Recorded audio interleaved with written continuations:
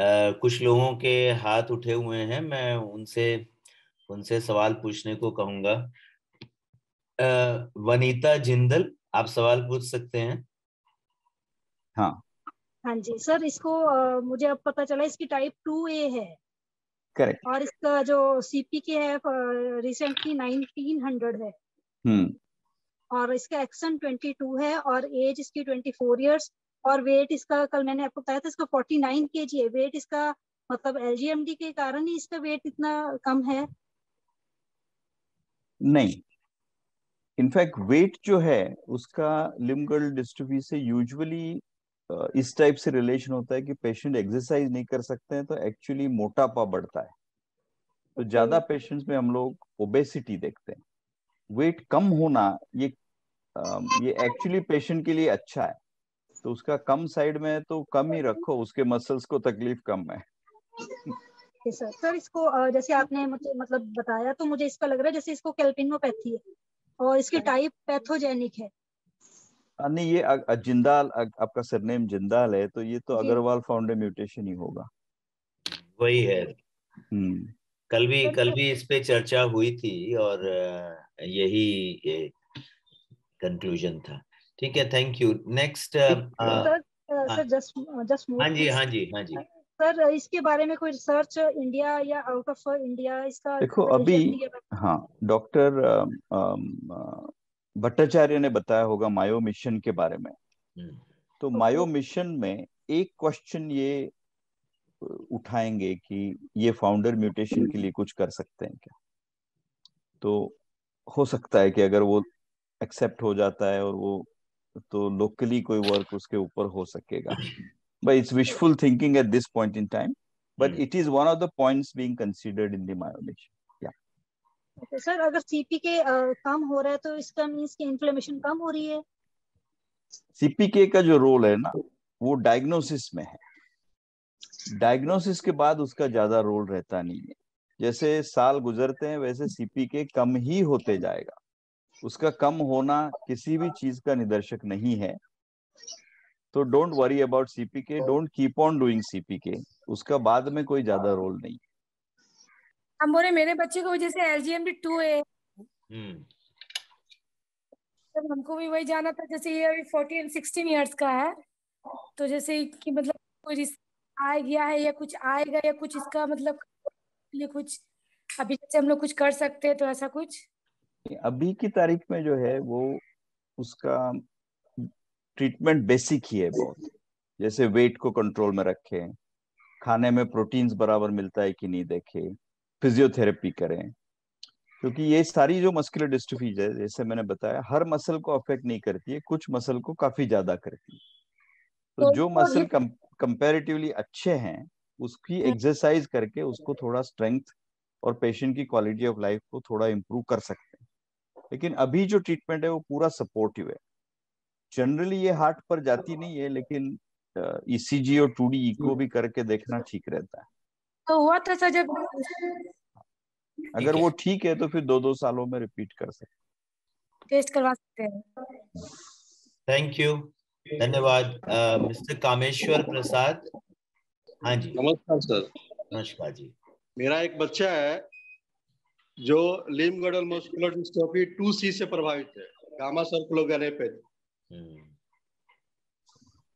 और new Delhi AIIMS में मैंने बायोप्सी कराया था। पहले मेरा बच्चा जो था चलता था, लेकिन अब धीरे धीरे बैठ गया है सर।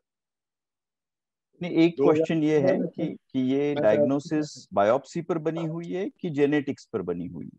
बायोप्सी पर बनी हुई है। नहीं, तो जेनेटिक्स भी करना जरूरी है, क्योंकि बायोप्सी, हाँ, उसमें बताया गया था कि कोई एक्सॉन स्किपिंग नहीं है सर। नहीं, ये एक्सॉन स्किपिंग नहीं होता है। पहली जो डायग्नोसिस है ना, वो बायोप्सी पर जो डायग्नोसिस होती है उसकी लिमिटेशंस है।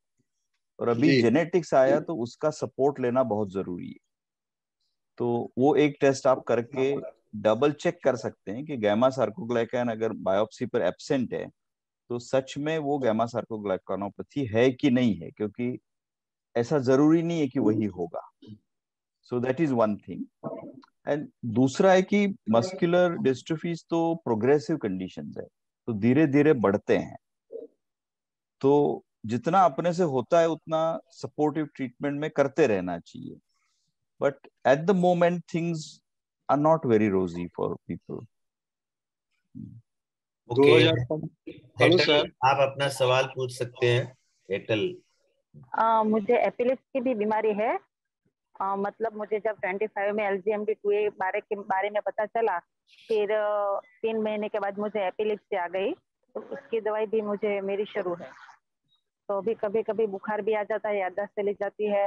एक्सरसाइज तो हर दिन रोज करती हूँ मैं, फिर वो दिक्कत बढ़ती जा रही है। तो एपिलेप्सी और इन दोनों में कोई कनेक्शन पता है आपको इसके बारे में? यूजुअली नहीं है। मस्कुलर डिस्ट्रॉफी और एपिलेप्सी इनका साथ में होना अनकॉमन है, लेकिन कुछ बीमारियां हैं जो दोनों कर सकती है, जैसे माइटोकॉन्ड्रियल डिसीज, जिसमें मसल भी अफेक्ट होता है और ब्रेन भी अफेक्ट होता है। तो आपकी डायग्नोसिस कहाँ बनी हुई है? सूरत, मनोज सतवाणी, अहमदाबाद सुधीर शाह। सूरत में। और जेनेटिक टेस्ट किए हुए हैं? नहीं, जेनेटिक टेस्ट डॉक्टर सिंगल ने मना किया कि आपके केस में जेनेटिक टेस्ट और बायोप्सी कराना बहुत अच्छा नहीं रहेगा, क्योंकि अभी भी मैं एक्सरसाइज करती हूँ तो याददाश्त चली जाती है। नहीं, मस्कुलर डिस्ट्रोफी जो है उसका टाइप पता है? LGMD है, लेकिन टाइप के बारे में पता नहीं। सिविल में करवाया रिपोर्ट, लेकिन टाइप के बारे में उसने लिख दिया, पर मुझे श्योर नहीं है कि वही है, लेकिन लगता है LGMD2।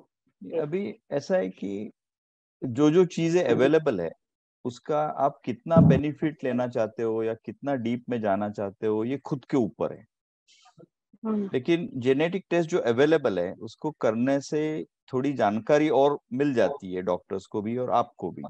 उसका बेनिफिट होगा कि नहीं ये बोलना मुश्किल है। करेक्ट, ये सही है सर। हर चीजें सामने रखते हुए फाइनल डिसीजन लेना है।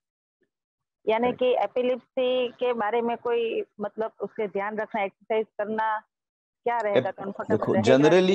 जनरली एपिलेप्सीज में दवा बराबर से लेना बहुत जरूरी है और नींद पूरी लेना बहुत जरूरी है। नींद अच्छी मिल जाती है तो एपिलेप्टिक इवेंट्स कंट्रोल में होने के चांसेस ज्यादा होते हैं, और समय पर दवा लेना, ये 2 चीजें हैं। और बॉडी फैट को कंट्रोल में रखना, क्योंकि ये जो सारी दवाइयां हैं फैट में खींची जाती, तो फैट ज्यादा है तो ब्रेन क्या में है नहीं कि बार बार बुखार आ जाता है, इसीलिए ज्यादा दिक्कत हो जाती है। उसमें फाइल में लिखा है कि शारीरिक श्रम मत करना, टेंशन मत लेना, और वही तो मस्कुलर डिस्ट्रोफी में मेन है कि शारीरिक श्रम तो करना ही पड़ेगा।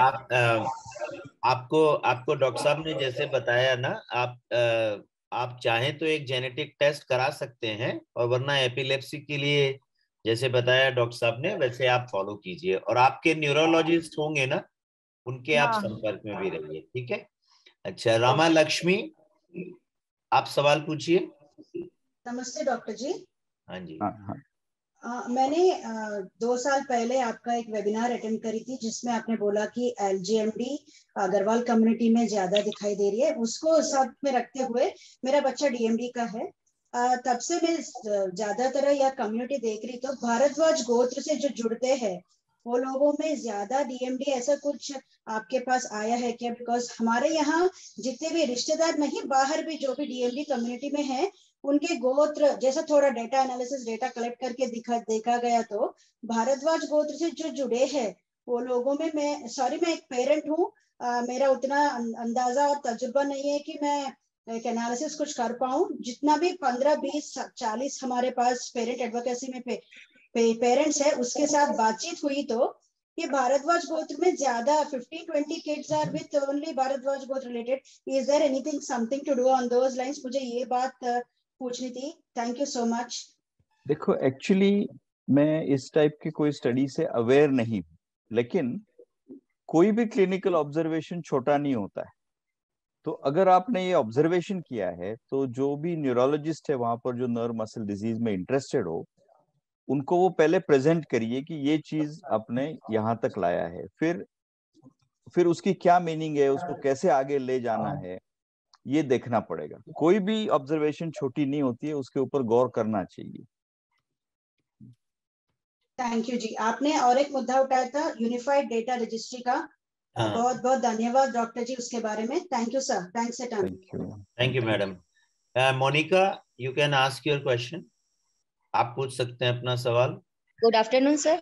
हाँ जी, गुड आफ्टरनून सर, मेरे बेटे को 1 to 14 एक्सोम डुप्लीकेशन इसके जेनेटिक रिपोर्ट्स में ही आया है, तो वो बीएमडी और डीएमडी दोनों लिख रहे हैं, तो एक्सोम डुप्लीकेशन और exome delegation these are all the same things, और सेम चीजें हैं ये, मतलब नहीं, कोई डिफरेंस इसमें, या नहीं फिर एक्सोम डुप्लीकेशन हाँ, में मतलब ज्यादा, उससे ज्यादा होती है या कम, मतलब जो भी है। नहीं और देखो उन्होंने बेसिक, एकदम क्लियर नहीं किया कि इसको डीएमडी या बीएमडी, उन्होंने दोनों चीजों को लिख दिया कि नहीं हाँ, डीएमडी भी नहीं हो सकता वो, है, डीएमडी भी हो हाँ सकता है। नहीं वो डुशेन जीन में 79 पुर्जे रहते हैं, और ज्यादा करके तो उसमें से कोई पुर्जे एब्सेंट रहते हैं जिसको डेलीशन बोलते हैं, और 10% पेशेंट्स में वो डबल होते हैं जिसको डुप्लीकेशन बोलते हैं। अभी डुप्लीकेशन से भी वही बीमारी होती है, डेलीशन से भी वही बीमारी होती है, और तीसरा रहता है पॉइंट म्यूटेशन, उससे भी वही बीमारी होती है। उसमें कम या ज्यादा ऐसा नहीं, डुप्लीकेशन के पेशेंट ज्यादा वीक रहेंगे ऐसा भी नहीं है, कम वीक रहेंगे ऐसा भी नहीं। लेकिन डीएमडी है कि बीएमडी है, ये जानना कुछ हद तक वो टेस्ट के लिए पॉसिबल है, कंप्लीटली नहीं। जनरली लोग बोलते हैं कि 90%, जिसको इन फ्रेम और आउट ऑफ फ्रेम बोलते हैं। तो जेनेटिक्स कैन प्रिडिक्ट कि ये ज्यादा सीवियर होगा कि कम सीवियर होगा 90% पेशेंट्स में। Excuse me, sir. I have a question. Sanjana, ये प्रश्न है हमारा कि इंडिया में जो भी डेटा अवेलेबल है, क्या इसको रिसर्च के लिए कहीं पर पर्पसफुली यूज किया गया है अभी तक? अभी तक नहीं हुआ है, लेकिन उस दिशा में काफी लोग अभी एफर्ट्स कर रहे हैं, तो वो हो जाएगा ICMR के द्वारा।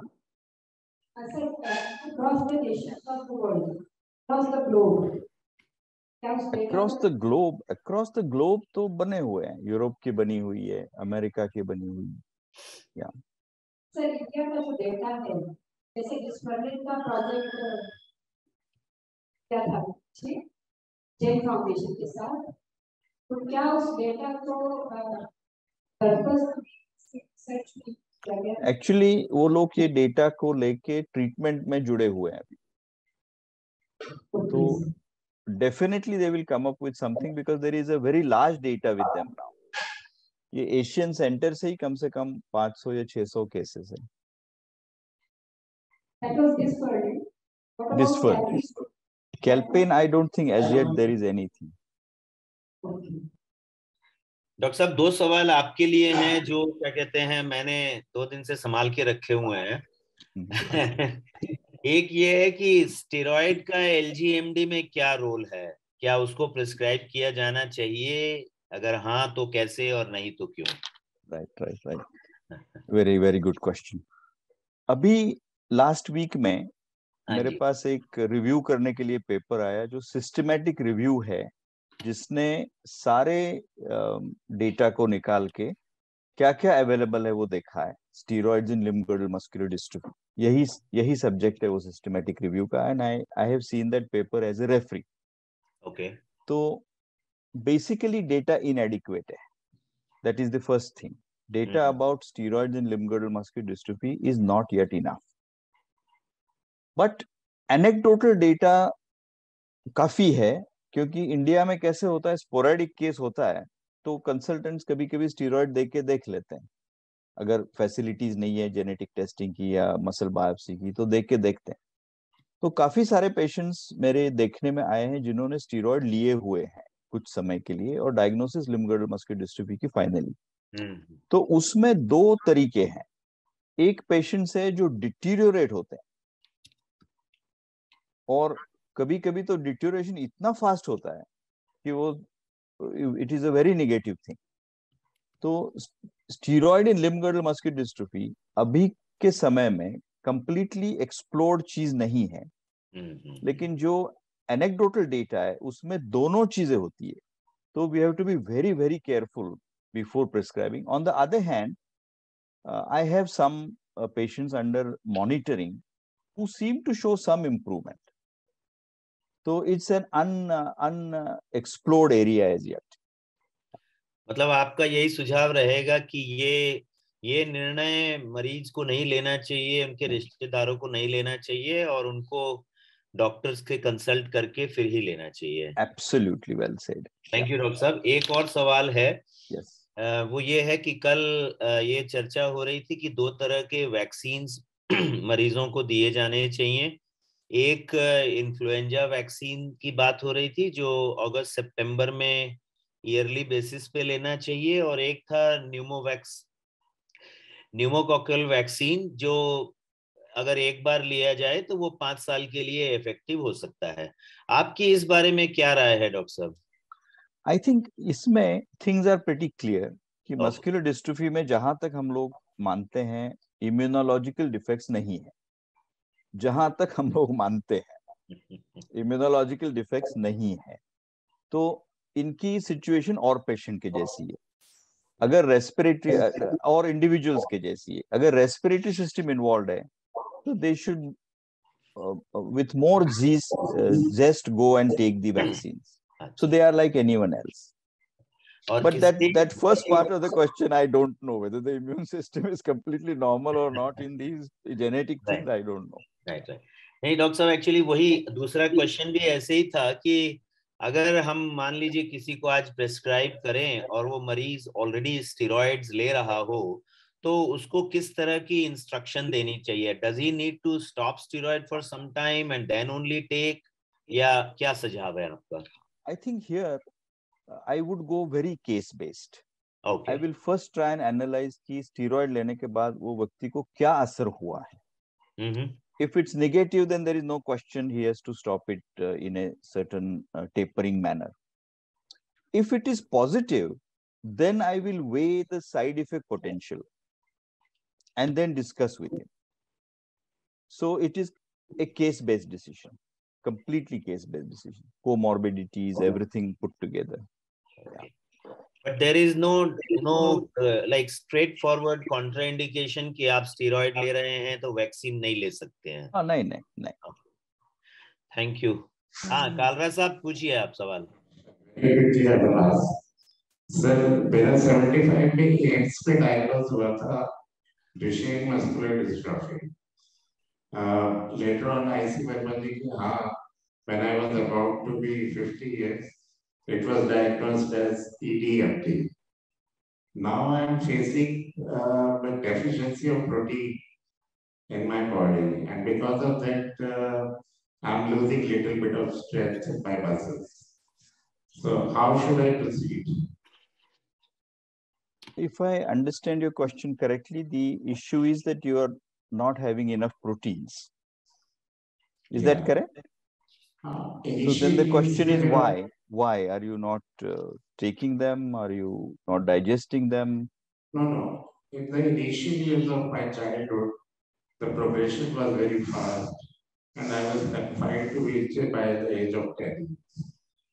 Now I'm 55 and a half, and still I'm there. So in 2015, it was diagnosed by genetic testing that I am having EDMD. Now I see that you have proved that it's LGMD. So this is a new discovery for me that I am an LGMD patient. Now I am facing protein deficiency in my body at this age. You know, EDMD you said, no? EDMD.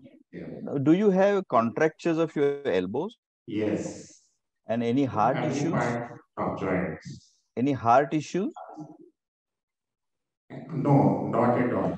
Okay, so I think you are amongst the lucky EDMDs who do not have heart problems. So firstly, thank the Lord that he's kept the heart okay.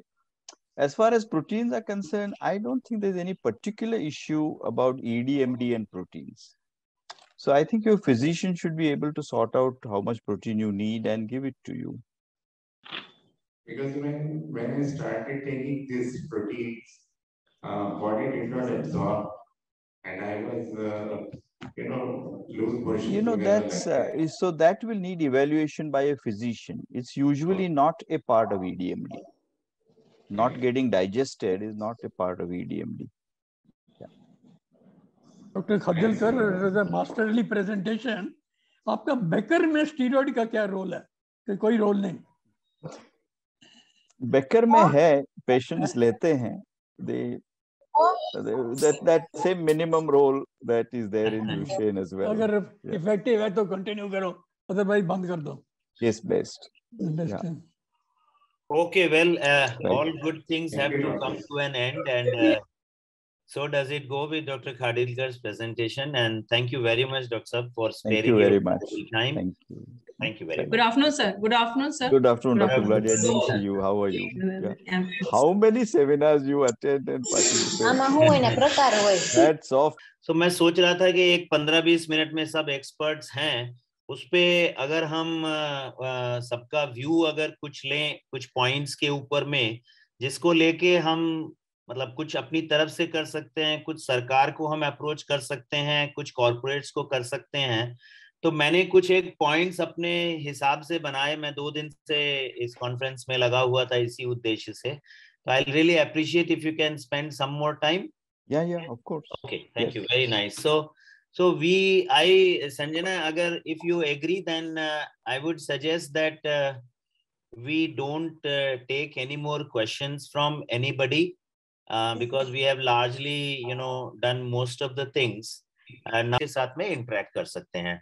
अब मैं request करता, मेरे पास ये 5 point मैंने लिख लिए हैं.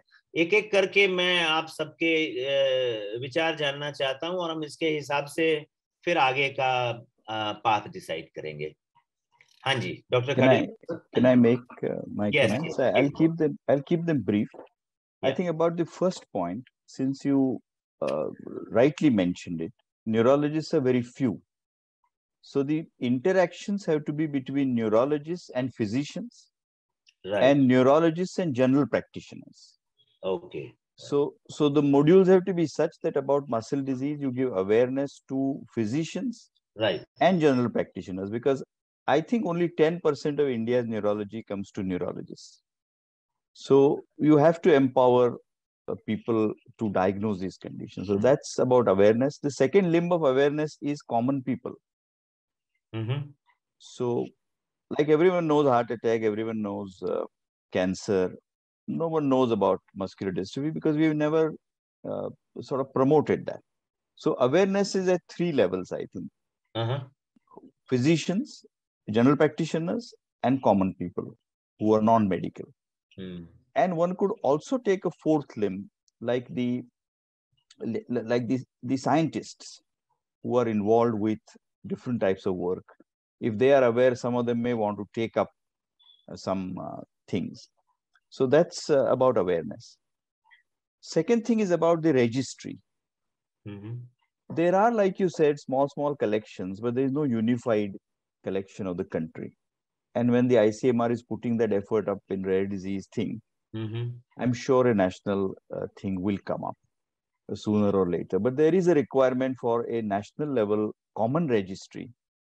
And I think that's already in the way. So we just need to be with it. Thirdly, I think a document or documents which can be called the standard of care could be created under a platform. And there is a very nascent organization called Nerve and Muscle Society of India, mm-hmm, which is at the national level. It's at the moment a very nascent society, but I'm part of it, so one could always activate it.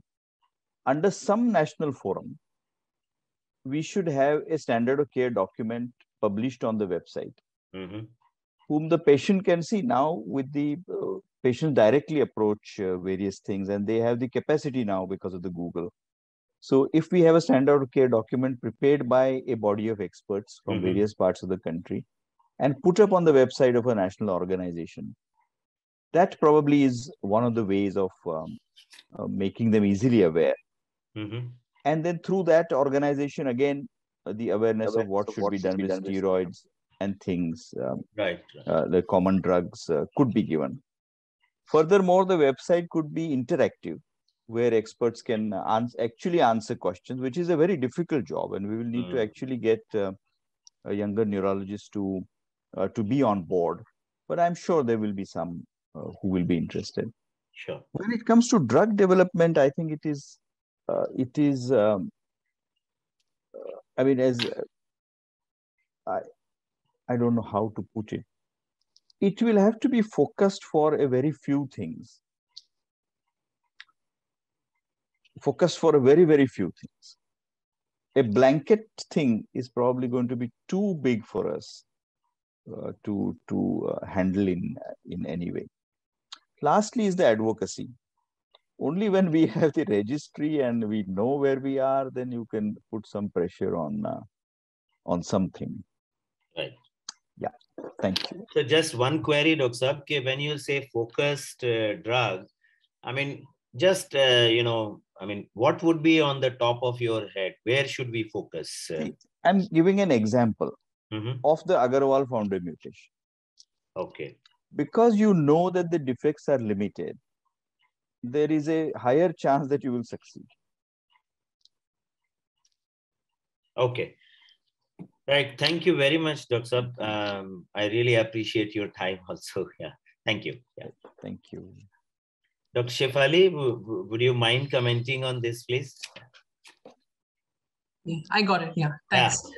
Yeah, as sir mentioned about the ICMR registry, which has been started right now. It has been started for the DMD, for the SMA and LGMDs. For all others, there will be at the second level, because it was started that initially it will done. There was a setback, there was some data loss, and so that's why it's not being entered. We are entering only in hard copies as of now, but they've refurbished and got it back. But some data was lost, but the data are there with the individual sites in hard copies, yes. But initially it's only for these three conditions, and the thing is to take off future. But we have a Center of Excellence in Advanced Research on Neurodevelopmental Disorders, and neuromuscle disorders is one of them. So we are making one consolidated registry for all neurological and neurodevelopmental disorders, because 1/5 of the patients have comorbidities. क्या होता है कि एक बीमारी के साथ दूसरी बीमारी होती है, तो what happens is कि associated होती है. Like morning में we were talking कि comorbidities होती है, हमें पूरा holistically देखना है. So basically, so that a child is seen holistically. So इसलिए वो that we are working with collaborating with Ghosh UCL London, and उसके साथ we'll be bringing for all conditions pediatric neurology. So that can help जिनकी अभी कहीं बनी नहीं है. So we will probably ensure to have that. And उसमें एक और चीज हो रही है, उसमें SOPs बना रहे हैं, standard operating procedures और guidelines, ताकि हम वो सिर्फ registry ना बनाए. जो लोग उसके पार्टिसिपेट करेंगे उनकी अपनी प्रैक्टिस अपग्रेड हो जाएगी विद द करंट अवेयरनेस. सो ये एक वो चीज है. और जैसे सर ने बोला, empowering the Nations is very important. Academy of paediatric neurology of Indian academy of paediatrics और एसोसिएशन ऑफ चाइल्ड न्यूरोलॉजी, दो पीडियाट्रिक न्यूरोलॉजी बॉडीज है इंडिया की. तो association of paediatric neurology IAP की पिछले साल के चेयरपर्सन थी मैं. इस साल I am the guidelines coordinator. पिछले साल हमने एपिलेप्सी पे फोकस किया था, अब हमने फोकस कर रहे हैं न्यूरोमसल डिसीज में. अभी सतीश खादिलकर सर ने बोला कि नर्व मसल सोसाइटी का है, तो I would talk to sir इसके बाद, and whether IAP then Academy of Pediatric Neurology can coordinate with the nerve and muscle thing, and so that we can bring हम लोग तो बना रहे थे only pediatricians के लिए, we can bring it pediatrician and adolescent पूरा transitional care सारा we can work out and do it. Because उसका मैंने सर अभी I was going to actually send out the mails to ask for some thing, and I was going to speak to you before that, because for pediatric also you have to be the core person. So I'll talk to you कि हम बच्चा adult सब मिला के कर दें, and it is for the practicing. I mean हम pediatricians कर रहे थे, तो मैं practicing point of care physician, जिसकी भी जो उम्र होगी, है ना sir. So that would be there, and yeah, certainly I'll talk to other office bearers, and I don't think there will be any problem. And for Association of Child Neurology, I'm president elect for next 2 years. So that will be no problem. So guideline aa jayegi for, because sir, not only super specialists, it is meant for that, and we are anyway making the guidelines, sir. What we are making for the Ministry of Health, that is good enough for the English. We just discussed the DMD main drugs, but the whole holistic care has to be discussed. So that will go for the professionals. So that similar, that can be go for professionals. And other thing, parent empowerment के लिए हम लोगों ने DMD और SMA के booklets बनाए हैं, in addition to बाकी वाली neurological conditions, Hindi English में, which is there on our website. But sir, we can make specifically for various myopathies and LGMDs and all specific वाले भी बनाने चाहिए, and we should. And only thing is वो regional language में नहीं है, हमने सिर्फ English हिंदी में बनाया है. Whether we can partner and so maybe अगर नर्व मसल वाला भी, तो जो बना हुआ है उसको आगे इम्प्रूव करके उसको और बाकी लैंग्वेजेस में भी ट्रांसलेट करके, प्रिंट वर्जन ना हो, वेबसाइट में ही हो, and you know those website, we have a website www.pneuroaims.org, so we can have the links on various websites of various bodies so that parents को मिले. उसमें भी एक इंटरैक्टिव बनाया था, पर अल्टीमेटली अगर इनको हमारे पास एक सेंटर ऑफ एक्सीलेंस में 24 आवर हेल्पलाइन है, tele helpline and tele consultation है, जिसको नर्सिंग स्टाफ मैन करता है. उनको कुछ अगर कंफ्यूजन होता है, then they talk to the paediatric neurology DM resident जो फ्लोर पे होता है. बट पॉइंट इज कि जो इनको स्पेसिफिक्स चाहिए, तो sir we'll have to make a kind of a network. May be the organizations can do. My one issue with organizations, I will not give you the name of that organization, और बीमारी का नाम भी नहीं बताऊंगी, फिर आपको पता चल जाएगा. वो ऑर्गेनाइजेशन ने मुझे बोला कि हमारे पास n नंबर ऑफ पेशेंट्स हैं, राइट? तो पॉइंट इज, व्हेन मैंने उनसे पूछा whether you are interested in a trial, वो ट्रायल के लिए इंटरेस्टेड थे. जब हमने उसके बाद when the trial got started, उसके बाद एक तो there was lot of resilience and there are problems and there was lot of confusion created by the parent or the support group organization. और secondly, एक तो मतलब जिन्होंने कहा कि हम करना चाहते हैं वो बीमारी का लाए ट्रीटमेंट, so वो लोग backed off. And second thing what they did was कि जो हमने उनका देखा पेशेंट्स, उनके डायग्नोसिस क्लियर नहीं थे. तो मेरी ये रिक्वेस्ट है कि जब हम जो भी मसल डिस्ट्रोफी एसोसिएशन बना रहे हैं, fine, we have to deal with all muscle dystrophies, लेकिन सबके फाइनल डायग्नोसिस आपके पास होनी चाहिए. बिकॉज अगर फाइनल डायग्नोसिस नहीं है, कल को जब हमें कुछ करना है, रिसर्च में भी करना है या ट्रीटमेंट मिलेगा, तो हमारे को इश्यू है. तो एक तो फाइनल डायग्नोसिस और functional status and permanent address या फोन नंबर्स, एंड दो होने चाहिए, बिकॉज पीपल कीप चेंजिंग. तो मतलब that is one thing I found that as a problem.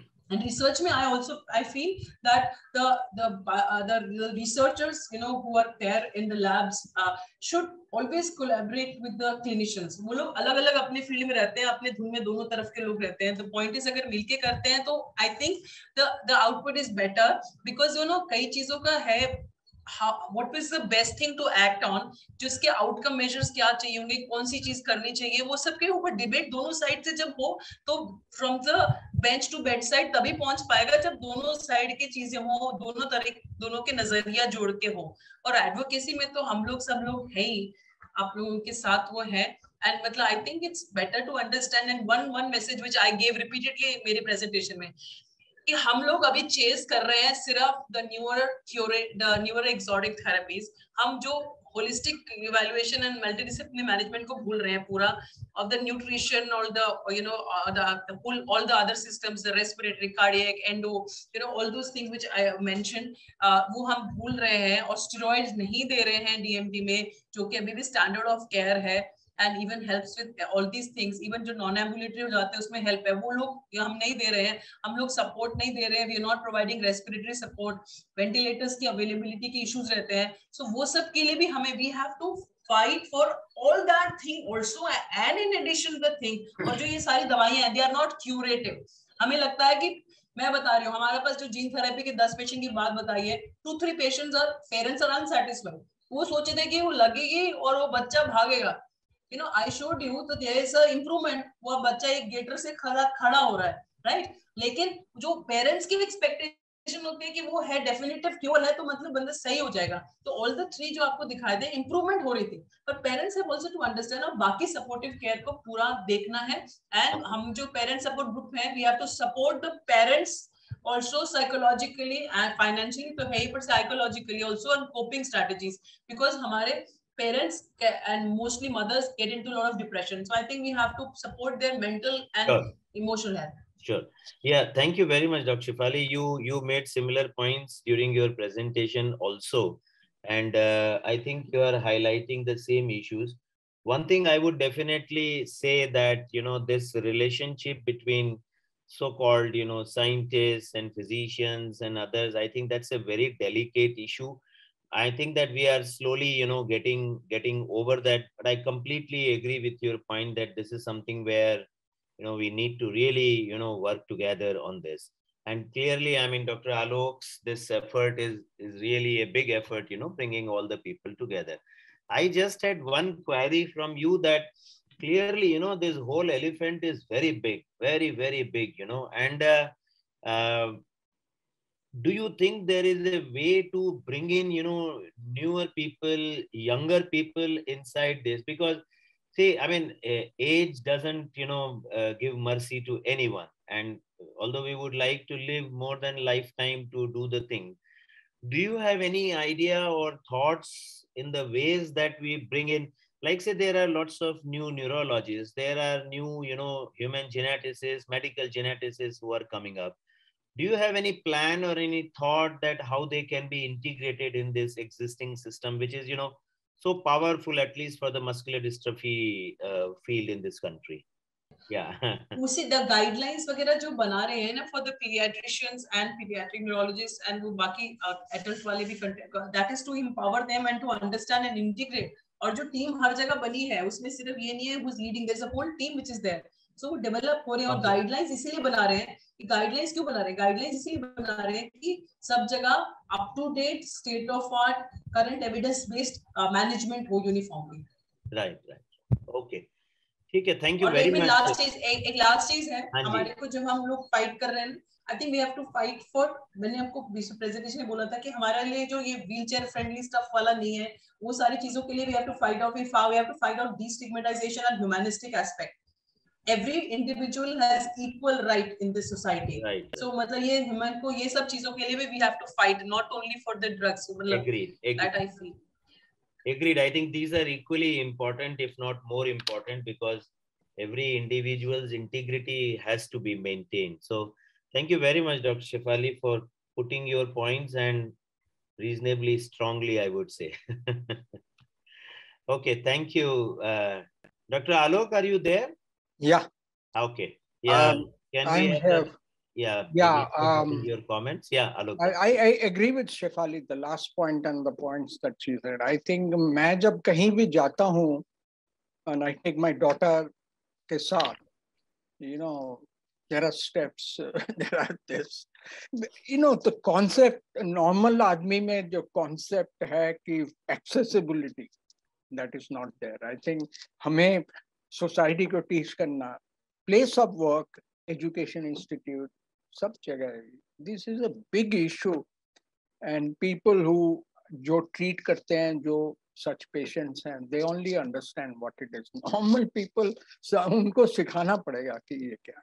But मेरा एक दो points हैं, जैसे registry ये वो, हमें ना नए तरह से सोचना पड़ेगा। I think मैं एक एग्जांपल दूंगा, यूनिवर्सिटी न्यूकासल वाले ने एक पेशेंट रिपोर्टेड रजिस्ट्री उन्होंने बनाया, एंड जीएनई मायोपैथी का 400 patient they manage to gate.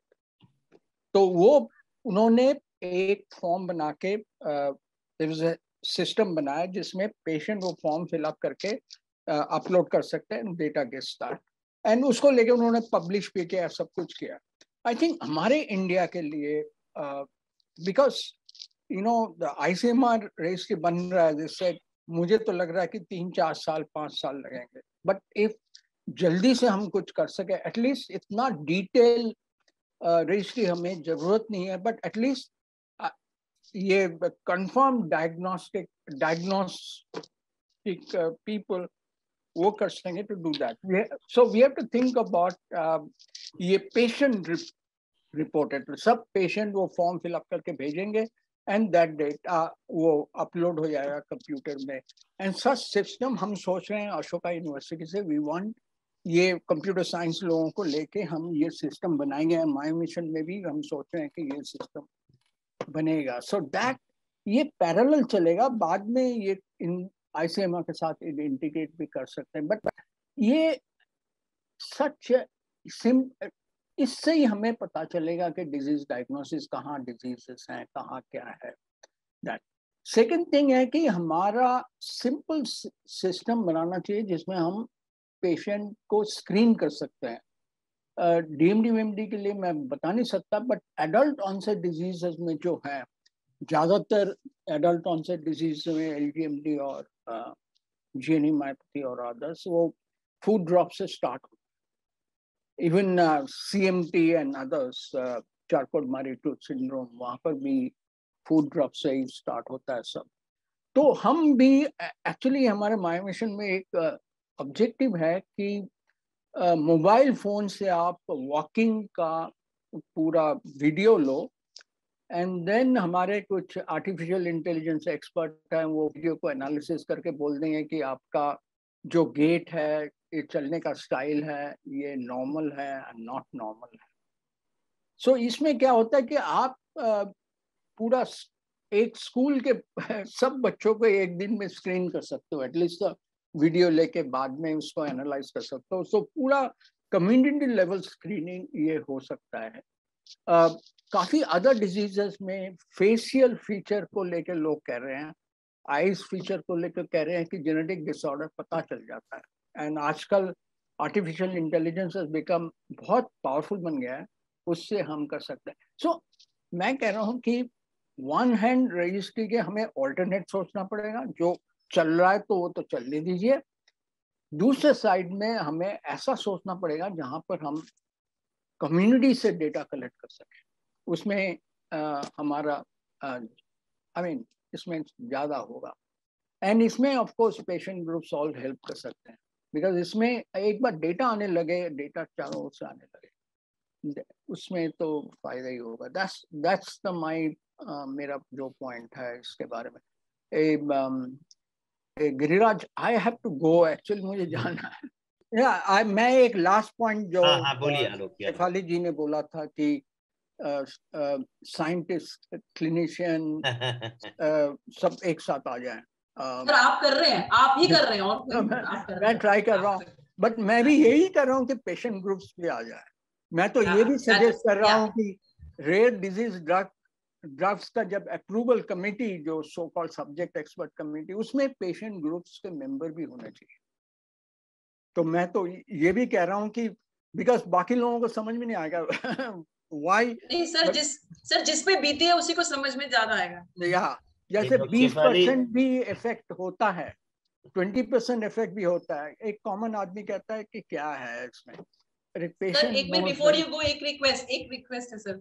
ये ना अभी रिसेंटली किसी पेशेंट को ऑटिज्म के बाहर कर दिया था एयरपोर्ट में, एयरक्राफ्ट में नहीं चलने दिया। So one thing I wanted to say, I think parent support group को लिखना चाहिए कि जो फालतू की जो सूडो ये जो है ना, जो व्हील चेयर लेके करते हैं, चलते फिरते बंदे जो व्हील चेयर लेते हैं एयरपोर्ट में, और जो एक्चुअली व्हील पेयर वाले बंदों को वेट करना पड़ता है, आई थिंक वो अनएथिकल है। उसके लिए आप लोगों को लिखना चाहिए दिस इज अनएथिकल। मतलब वैसे वो चल रहे हैं जस्ट बिकॉज दे वांट, वो बाईपास करना है ट्रैफिक को, वो कर रहे हैं, और जो एक्चुअली नीडी है उसको कितना सफर करना पड़ रहा है। आई थिंक वो we have to write that, we have to fight for that. And दूसरा एक और पेरेंट सपोर्ट ग्रुप से रिक्वेस्ट है कि पेरेंट्स को बोलिए कि ना, आप कहीं ह्यूमैनिटेरियन एक्सेस के लिए जा रहे हैं तो आप झूठ मत लिखिए। हमारे पास पेशेंट ना, वो हमारे पास भी आते हैं, किसी और के पास आते हैं, हम डेट ऑफ बर्थ से पकड़ा जाता है जोलजस्मा वाले में, लेकिन स्पिनरजा में पकड़े नहीं गए क्योंकि उन्होंने एड्रेस दिया। तो उन्होंने मेरे पास एड्रेस प्रूफ अलग दिया, पीजीआई में अलग दिया, वो दोनों जगह से सिलेक्ट हो गए। आपके तो दोनों जगह सिलेक्ट हो गए, पर और बच्चा रह गया ना कोई। मतलब we have to be very clear, we are with you, but point is do not outsmart and do that and somebody else's, किसी और का बच्चा मिस हो गया ना। डॉक्टर शेफाली, आप बिल्कुल सही कह रही हैं। इतना डेस्परेशन, इतना फ्रस्ट्रेशन है ना कि आदमी इन सब चीजों में पड़ जाता है। Anyway, I think let us all end on a good note. I only want to say, Dr. Shefali, that last 25 years that has been my struggle. When I decided to leave medicine and enter into this research, all my 25 years I have only tried to bring basic scientists and clinicians together with reasonable success. इसीलिए आज मैं muscular dystrophy के साथ अभी भी जुड़ा हुआ हूँ। और आलोक दा तो खैर he is a veteran and I mean I think he's great. No, he's great. नहीं 10 साल पहले भी बुलाया था कि जेनेटिक्स टेस्टिंग कराइए, जेनेटिक पे बनाइए। अगर ये हमें मैं हमेशा, पता नहीं, आप बुरा न माने प्लीज, लेकिन मुझे लगता है कि हमें मतलब हमारे पास एक ये मूवमेंट होना चाहिए, एक यूथ मूवमेंट होना चाहिए कि हम उनको इम्प्रेस कर सकें और कंटिन्यूअसली इस मूवमेंट में लाते जाएं। क्योंकि ये मतलब ऐसा है कि नए लोग आएंगे, वो यंग लोगों की एक आइडियाज भी बहुत अलग तरह की होती है। तो मुझे लगता है कि हमें एक इस तरह की एक किसी चीज को डेवलप करना चाहिए। आलोक दा, what do you think? I think it's very good. I think it is, ये तो ऐसा होना चाहिए, कॉलेज लेवल में होना चाहिए, विलेज लेवल में होना चाहिए, स्कूल लेवल में होना चाहिए, as I said sub level में होना चाहिए कि एक होगा कि चैंपियन बोल सकते हैं कि जो कम्युनिटी में जाके देखें, एंड जिसको कुछ आइडिया हो एटलीस्ट वो ये तो कर सके कि इसमें प्रॉब्लम हो सकते है किसी में। ये सब जब तक स्कूल लेवल में, कॉलेज लेवल में, एंड ये मैं बताऊं, मैं टीचिंग प्रोफेशन के इतना साथ जुड़ा हूँ 2 मेजर यूनिवर्सिटी के साथ। JNU में 35 साल मैंने पढ़ाया। बट ये बच्चों में आप उनसे बात करो तो वो हाँ हाँ करते हैं, जब टाइम देने का बात होता है हमारे इंडियन बच्चे नहीं। बट मुझे बाहर के बच्चों ने काफी लिखा है, मेरा बाहर से अमेरिकन ने लिखा है, हम कुछ कर सकते हैं इसके बारे में। तो इंडिया में हमें आई थिंक ये सेंस ऑफ कम्युनिटी के लिए हम क्या कर सकते हैं, वो सेंस हमारे एजुकेशन सिस्टम वो कर नहीं रही, वो चीज नहीं है कि हम, and this should be a motion to do that, and I hope that I mean I have approached all political parties। अरे स्टूडेंट तो ऑल होते हैं, मेरे स्टूडेंट भी हैं जो ABVP के मेंबर थे जिनको मैं पढ़ाया हूँ, उनको मैंने बोला कि तुम्हारे इतने वॉलंटियर्स हैं, सबको सब विलेज में बैठ के ढूंढो कि कहाँ पेशेंट है, उस किस हालत में है, उनको ट्रीटमेंट मिल रहा है नहीं मिल रहा, उनका डायग्नोसिस हुआ नहीं हुआ, बट कोई करने के लिए तैयार नहीं सो फार। बट मे बी कोई यंगर पर्सन बैठा हुआ जो इसको, this should be a movement, you know। Let's hope for the best, and I think this may be one of those instances where things will take up a good shape. Yeah, I like to take leave, and sure. Thank you. Thank you very much for all. And Chandak, Giriraj, you are me have been going on this far, and Shefali very nice. Shefali. Yeah. No, thank you. I think we'll do so, that. Okay. Thank you, Alokda. Okay. I mean, it's really very nice for me also to have spent my 2 good days over here, and I must say I have learned a lot. And 2 weeks back, when Sanjana called me that we want to do this, I said yes, we must do it. But since that day, I have been constantly thinking that, as Alokda was also saying, that 2 years back we had a meeting where we talked about muscle and so many things. There were national, international experts, DBT secretary and all that. And I was just remembering that and thinking that no, this meeting should also not go as one of those ways. Let us try to have as much interaction as possible. And I'm quite happy that so many people have voluntarily come and spent so much of their time. I really have no words to express my thanks to everyone. I will try to share this summary with each of the people who have presented, and also with the organizations who are working with patients, and see that we are able to make some difference. My only request to everyone would be that each of you are veteran in your own areas, but let us keep the realistic part in mind, and what is immediately achievable and what is achievable as a long term. I think probably if we keep that sort of a thought in mind, something like next 2 to 3 years and then next 5 to 10 years, that is something which may be good. But these are again my thoughts, and I mean, you may or may not agree to this, but I'll request if that's a possibility. So Sanjana ji, thank you very much for giving me this opportunity, and I hand over this stage podium to you, please, for your final words. Thank you so much, sir. We thank all the speakers, all the doctors, nurses, and organizations for being with us for these 2 days. वो दिन जो हमने बिताए उसके साथ में हमारी success इसमें है आज कि हमारी बात आज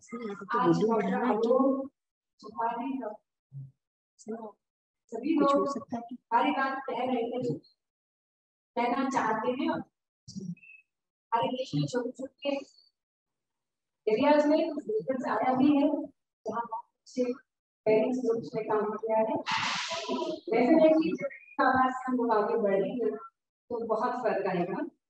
और हिंदुस्तान में अब ये सोच आई है इस बात को डिस्कस किया जा रहा है, एक बहुत बड़ा बदलाव है।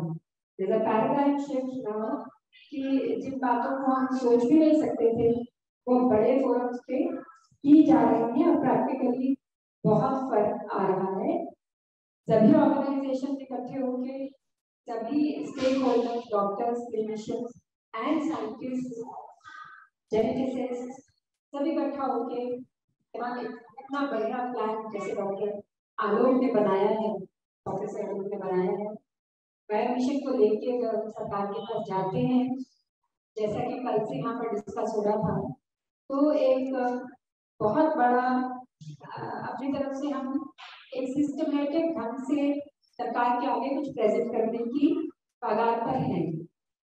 और ये बहुत बड़ी एफर्ट डॉक्टर आलोक की तरफ से हुई है और जो बीपीएमडी के साथ मिलकर डॉक्टर आरका ने काम किया है, वो एक ऐसा बेंचमार्क एस्टैब्लिश हो गया जिसको लेकर हम चल सकते हैं एज पर रिसर्चेस करेंगे। और जैसे कि डॉक्टर शेफाली ने कहा कि होलिस्टिक अप्रोच हमको रखनी पड़ेगी, जो चीज आज हाथ में है उसको हम इग्नोर ना करें, जो चीज आज हाथ में है उसको साथ में आगे लेके चलें। प्राइमरी रिसर्च के लिए 2 साल, 5 साल, 10 साल, जैसे कि डॉक्टर जावेद ने कहा, इसको बिल्कुल सिस्टमैटिक तरीके से आगे लेके चलें तो इस देश में बदलाव आएगा और बहुत जल्दी आएगा।